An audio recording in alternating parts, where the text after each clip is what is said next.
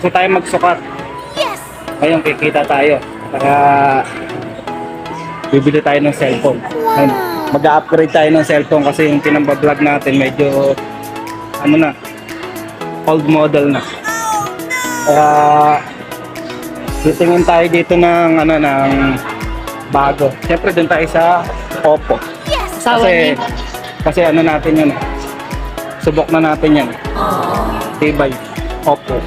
Para sa mga opa. Ayun, Oppo. Asawa ni Opa. Sabihin nila, opakang kita dyan.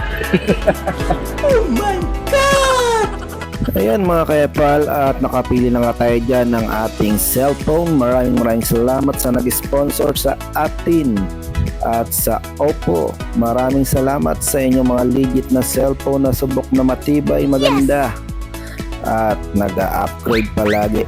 Sa mga oras na yan mga kayapal ay nakapili na nga tayo ng ating cellphone na inirekomenda sa atin ng mga staff ng Oppo. Yan daw ang nire-recommenda nila for vlogging dahil maganda raw ang quality ng camera niyan. Yan ang Oppo Reno F11 5G. At ayun na nga mga kayapal, sa oras na yan ay pinapaliwanag na sa atin ng ating mga kaharap na naglulusugang mga pogi kung paano ba ginagamit at ano ba ang mga nabago dyan sa cellphone na yan.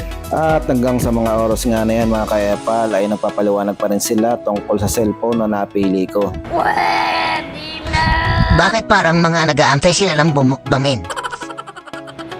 Ano, legit. Legit na masarap. Healthy pa. Nakakapogi. Asa mo? Effective. Okay. Paano yung pogi? Paano uminom ang pogi? Ano? Paano uminom ang pogi? Hindi.